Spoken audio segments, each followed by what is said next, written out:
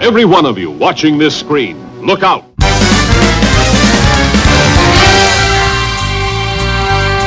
Anything can happen in the next half hour. What did I tell you about cartoons? They've got a lot of brains, and they've got a lot of chutzpah. Tell me how comic books make you feel, Dave. Surely you can't be serious. I am serious, and don't call me Shirley.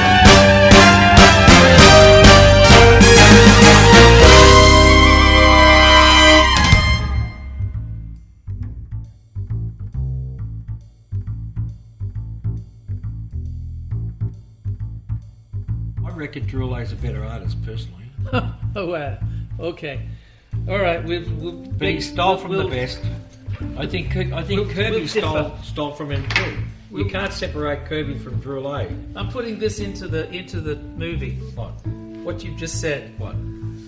Because I'm going to disagree with you. Of course you're going to. Everybody else will. All right.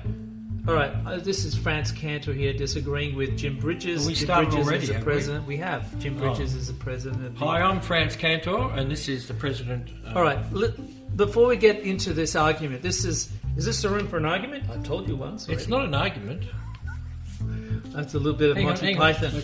This is we're going to do two books.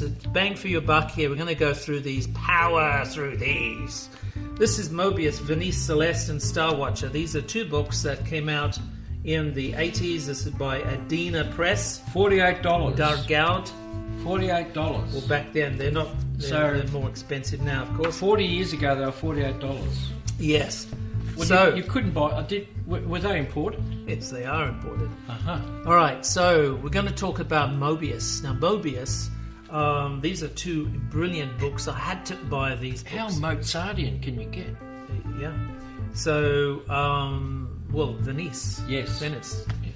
So, we're going to explore Moebius together. Is his that name real is name? Jean Giraud. That's not his real name, Moebius? No. But so he pinched it from the Moebius effect, did he? Yes. Okay. All right, so we're going to have a look at one at a time. Okay, one at a let's time. have a look at this. We'll look at Venice Celeste first, right? Yeah. Venice Celeste and Starwatcher. Let's go through it. So what year did they come out? In the 80s. But there you can Are see you cutting it? Yeah, good. Let's go. All right, Venice Celeste. Here we go. Volume 1. Copyright 1984. So Moebius is a French illustrator who did Lieutenant Blueberry and Arzac and a whole lot of Lieutenant Blueberry, beautiful. Yeah, you wouldn't have Sergio Leone movies. He is a master. Sergio Leone pinched everything from him. Absolutely, he is a master illustrator and storyteller par excellence. If this guy didn't exist, you wouldn't have Star Wars. You'd be missing. You wouldn't have Alien. You'd be missing so much stuff in life. It's not funny. But he had this incredible. Would you have Corbin without him? Probably, yeah. Look at this. Look at the cross-hatching. Oh. You know, if you love cross-hatching and black and white work, you will adore. And we do. His work. We love it. Yeah. So. I'm going to position my hand varied parts of the thing because he's French. Oh, he's French. There's going to be new bits and pieces here. Oh, look, he's been punched by the Phantom. He's been punched by the Phantom. Yes. But the thing about Moebius is that he's like got this incredible imagination, unbelievable. It's completely unprecedented. In anybody's work. I've never seen anybody like this. You mean his imagination? He'll draw upon science fiction and fantasy and myths and legends and all kinds of things and multicultural experiences of myths and legends as well. So with an incredible eye, like a Sherlock Holmes, an incredible eye for detail. You know, this you're only seeing a small bit of this. But this is like a perfect example of his. That's just a panel on a page of about 6 panels. Yeah, but look at the perspective. Yeah. Look at the mastery of scale, and to create these worlds. This is like a little lyrical little cartoon of it. But even within that, the difference between the stipples and the cross-hatching and things. He's known for this. He's known for this sort of ability to create solid forms, but to tell these amazing stories, visual stories with so much context. King Kong. Yeah. Well, he has a beautiful sense of humor, but he, sometimes he'll be loose and sometimes he'll be tight, and and it really, it's a joy to see his work. It's really, and the color. This man loved color so much, which is such a powerful voice from French art, and it goes from the Impressionists right to the modern day Gobelin school of animation. Are you trying to say that Garn Wilson pinched his colour off this guy? Gahan Wilson? Yeah, look. You're looking at urine yellow, the urine yellow colour? Yeah, well, he did a lot of that. Yeah. That's not what you think it is, by the way. It's a balloon. Yeah. So, and that's a crystal. Yes. So this is, he has, look, a lot of these tales, the Incal story, he's a master of colour and a master of these. That's some camera, that is. Well, this is gouache. This is a painting in gouache, which is a watercolour which is opaque. So he has an ability to work within many, many different But they get ordinary styles. Watercolour and they put opaque in it. Yeah. Okay. Right. So very nice. This is what. Very nice. Yeah, look at that, the detail. I mean, nice. Look, he'll put things in there that just throw you. This is like a warrior nice. Straddling, saddled over this giant single-horned iguana type of dragon. I mean, he's outdone, what's his name on Mars? What's that guy on Mars? Those stories about the guy on Mars, he fights the people with the 4 arms and stuff. John Carter. That's it, yeah. That out-Carters John Carter, didn't it, on Mars? He could very easily do Dune. Of course he probably is. I mean, can you imagine Mad Max on that? Yeah. Instead of cars? Yeah. Wow. This beautiful, this simple guy's ideas, nearly as good simple as characters, and then this guy's incredible nearly as good stories. as Droulet, this guy, nearly. Look at this. Yeah. Lord of the Rings brought up to the present day. So, but, the attention to details and nice things are colours. just amazing. Amazing stuff. But nice, comic-like colours. The mastery of a world builder. This person, this man, Moebius. Was he as good as Cobb? Incredible stuff. Was he as good as Cobb? Yeah. Well, he worked with Cobb on Alien. Yeah. He did the spacesuit designs. Yeah. But Cobb did all the dirt. One of the things about the Alien was that they're realistic. They're dirty ships. Yeah. And this guy doesn't do dirt. Like this is. Magnificent. Yeah, the colouring is light and. I wouldn't say lollipop, but it can be lollipop. Yeah. It can be. Some of them. So we'll look at the other book in a second. This is typical European colouring at the time. You wouldn't get this in American colour ever. No. Comic. No, American comics could not do it. They use magazine colouring, plates for their pages in their comics. Same with the English. They use magazines. Americans did not use magazines except for the covers. They used the full colour. They were able to do full colour covers if you grew up with Turok, Son of Stone, like I did. But you grew up with Turok, Son of Stone. I did. Oh. I was an honorary Indian. I grew up with Tor. Ooh, that's Cupid. That's right. Yeah, Joe. But he had this beautiful palette. I call it a French palette or a Moebius Just palette. Be careful while you colour palette. French palette. So, these sort of surrealistic... This is airbrush. You can tell by the overspray of the airbrush. So, this incredible attention to detail. Well, it's more than... a sense of composition and design, which is profound. It's more than profound. It's more than fantasy art, isn't it? Yeah. Look at the stippling here. Yeah. My God, you'd go crazy doing those dots with the spaces. You know? I absolutely adore his rough thumbnail sketches. They're so full of beautiful context and detail. Not detail, but story. Yeah. It's everything he does. It's like the characters have an amazing story, backstory. That's interesting. He'll create. Look at that. Yeah, but he'll create these worlds. Look at those things. The man, riding on these. Yeah. He'll create these worlds as rich as Miyazaki. Well, that's saying something. So Droulet is a contemporary of his. He came first. Droulet had obviously a very, very strong sense of design, but very much abstract in terms of his.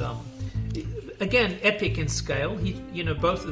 Both artists were comparatively different to everybody around them because of their attention to the scale of things. The minutiae of humanity against the cosmos. This again, lovely airbrush again. So, have you ever seen any of his originals? Yeah. So they're big, small. Yeah, they're normal like this. Well, you went normal, like A3. Does he work on A3 side? Yeah. See, these are interesting, aren't they? Look, each one of these is interesting. Yeah, well, they're different. He'll design things, he'll explore things, and how they work and how they run. Yeah. That's what gives him this the world. See, world building only works if it looks real, if it looks like it's believable. Yeah. Otherwise, forget it. And his work is incredible. It's so believable. And he has this particular palette, the oranges, the warms, and the cools. Which is very much very much like the Impressionists. Yeah, but the palette, the colours of French comics. Do you think he influenced, or they just had that colour before it? Well, they'll all be influenced by the Impressionists. This is the Venice. They're all everybody comes down to Monet. Because Monet understood light more than anyone else. The Beatles wrote a song about him. Yeah. Yeah. Oh, give me Monet. And he wrote a song about Monet. That's what I want. Monet, that's what I want. Yeah. Venice. This is the stories of Venice. And when you take your mask off. Yes. Yeah, but perspective, interest in perspective, and come to Venice without the water. Yeah. These are all icons. These, if you were to Pinterest Moebius, you'll see all of these drawings, all of these comics. A lot of this stuff looks like covers too. Yeah, this is a magnificent short comic, this story, Venice Celeste. It's beautiful. I've never been able to find this in English, though, I think. Oh, actually, yes, I have in Heavy Metal. It was in English. So did you get early copies of Metal Hurlant? Yes, I bought both, Metal Hurlant and Heavy Metal. And the Heavy Metal weren't as good as that. The colours were good. They had the But the early stuff looked better, I thought. Well, they had the added extra of Richard Corbin, which was magnificent to see his work. Yeah, his lighting is unbelievable. Jeffrey Jones and a few Jeffrey other people. Jones, it's Jeff Jones, all right? Jeffrey Jones. Well, I couldn't. Have a bit of respect. Jeffrey. So, beautiful pen work. Lovely, lovely pen work. And, beautiful... the thing about him is composition and control. Well, look at that page. Well, these are like thumbnail sketches. I know, but it's all there, isn't it? The angles, the storytelling, the extension of the context they're in. Yep. Let's have another look. Okay. Beautiful, rough... Just throw that in the bin. Yeah. This is Starwatcher. Yeah. So, again, this is the second. I bought both of these books together. $48. 40 this years is ago. Self-portrait autobiography. Is that what he looks like? I wonder what he looks like. Beautiful. Simple, yet poignant. Beautiful.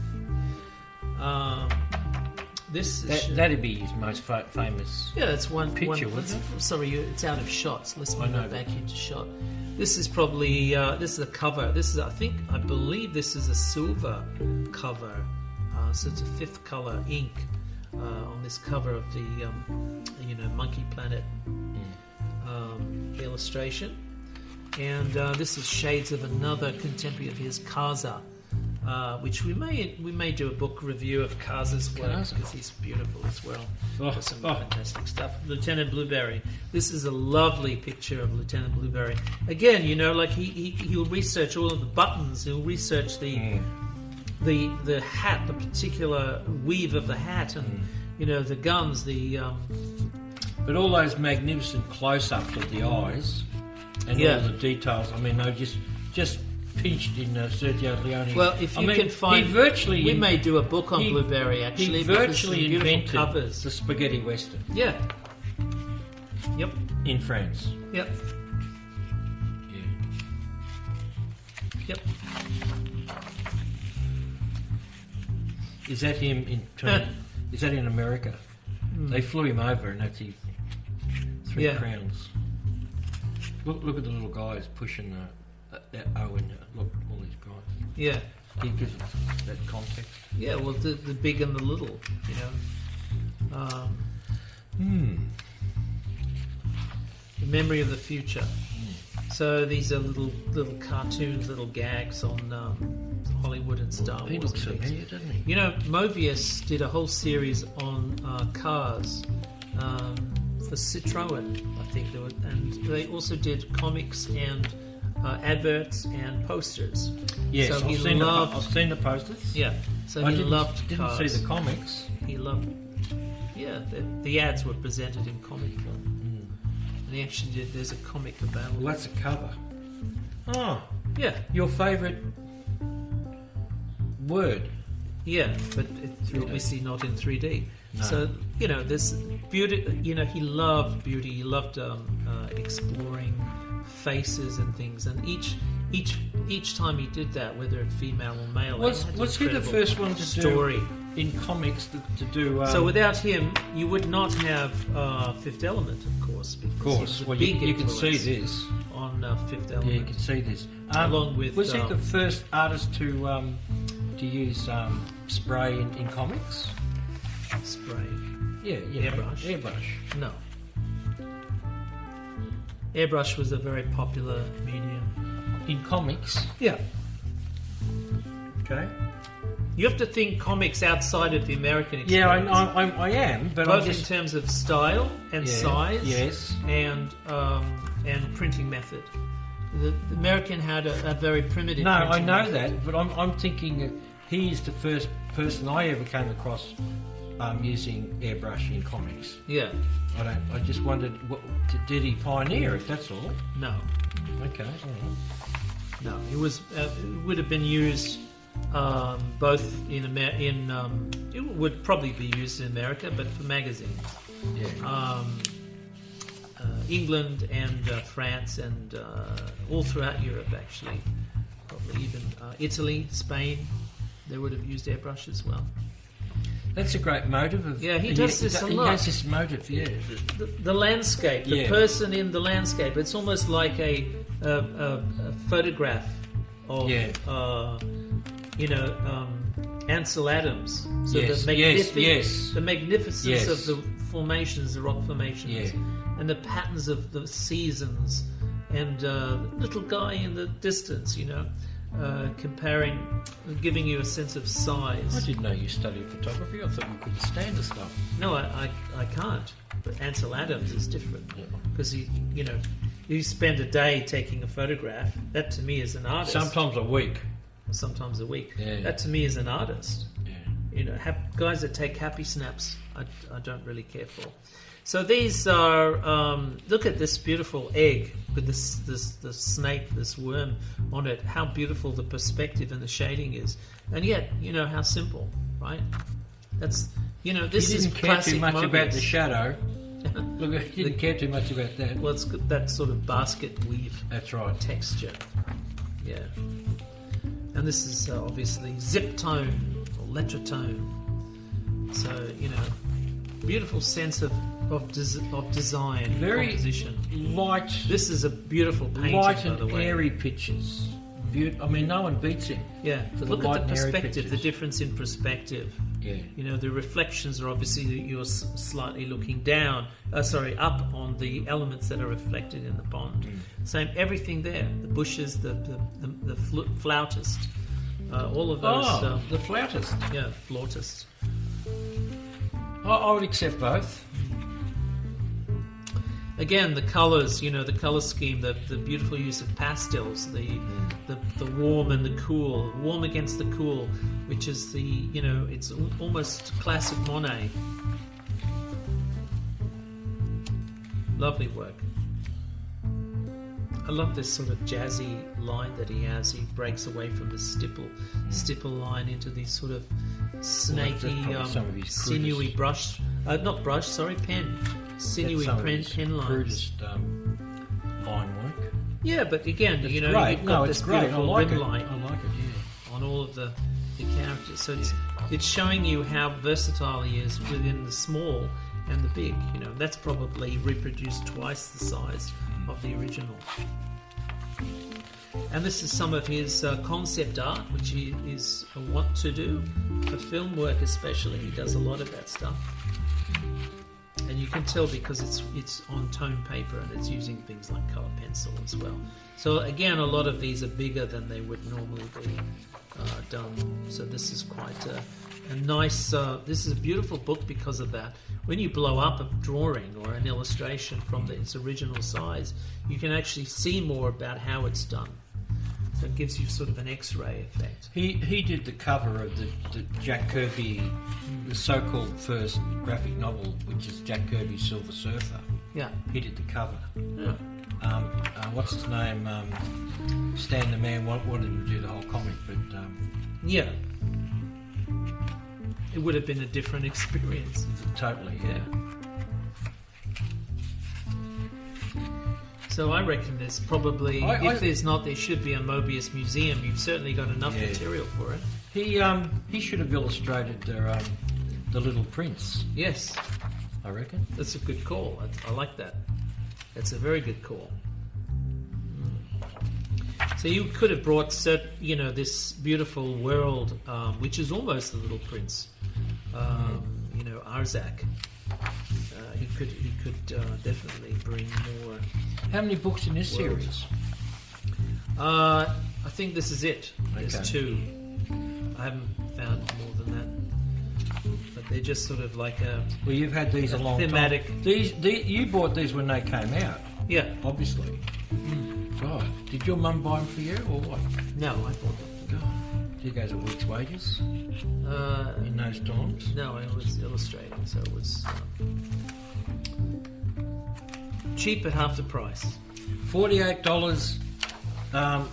Nearly Pocket 30 money. Nearly 39 years ago, it was a lot of money to buy a book in Australia. So this is, a smattering of his work, but a good smattering. There's some key elements missing, like his beautiful Jimi Hendrix Oh yeah, paintings, yeah. Pen illustrations. Yes, I have which seen are, them. Oh Yeah. my God! If you get a chance, Yeah. Google them right away. Although I must prefer, they are great. All of they these- are great, but I prefer all of these the, are colour as the well. Martin Sharp Jimi Hendrix, which I is haven't probably seen influenced by this guy. Actually, Yeah. come to think of it, Yeah, I haven't seen it. picture in it. Yeah. These were available at the time as Prince. serigraphs. Yes. Which are screen prints, limited edition screen prints. And why that's remarkable is because obviously they were to separate all of the colours of the screen prints, are separated, the line work and everything. So all the colours and the line work were pristine, and they're quite big from memory too. Did you ever get one? I couldn't. They're over $1,000. Oh. I didn't have a budget. You had a limit. I had a limit. He uses that church motive thing a lot, doesn't he? Yeah. Well, this is the character Arzak. He's a very, very. He gets around. Yeah, he gets around. Yeah. We should do Arzak, a book of his Arzak. You'll find that really interesting. Wow. Wow, that's a great drawing. Yeah. Well, these drawings, you might sort of think, it's loose and tight. Yes, but these are so formative in the creation of Star Wars and illustrations like that, and sometimes they're influenced by Star Wars. So they're just sort of like different asides. This is a very famous illustration. Again, this was reproduced as a screen print, as a serigraph. This one here, but it's another Arzakian story.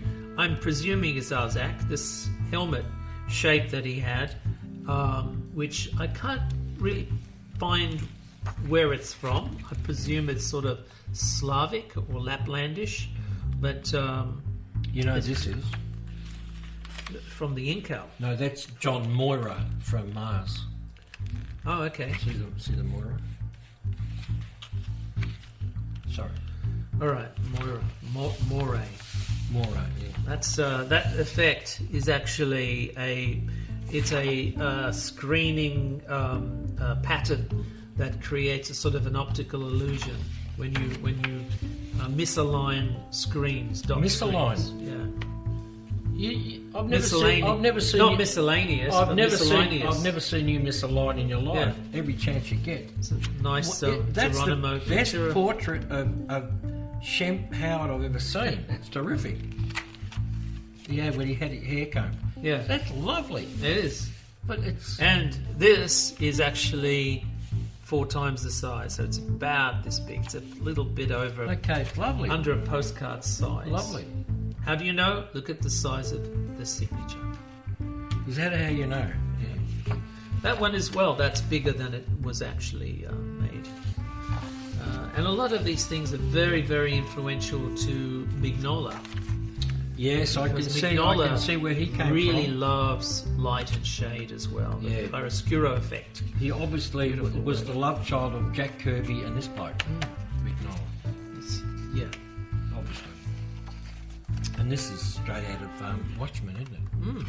Actually, is it? What? I won't tell you. No.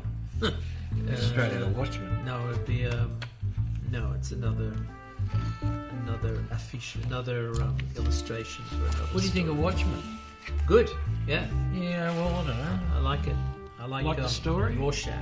I like Rorschach too. I love Rorschach character, and also the owl. I like the night owl. The rest of them I'm not really happy with. Well, this guy is obviously Perfecto. This is Perfecto. Moebius Perfecto. This is. Do you want it? Where's the other book? Oh, okay.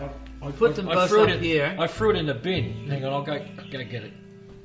There it is. So Venice, Celeste, Moebius, and Starwatcher. These are brilliant. If you can find these on eBay or in Stuart and G's. I have a feeling they might have brought them out in paperback. Yeah, well, you may find these on paperback. These are in hardback, but I love these. I wanted to share these with you guys. Yeah. I hope you love Moebius as much as I do.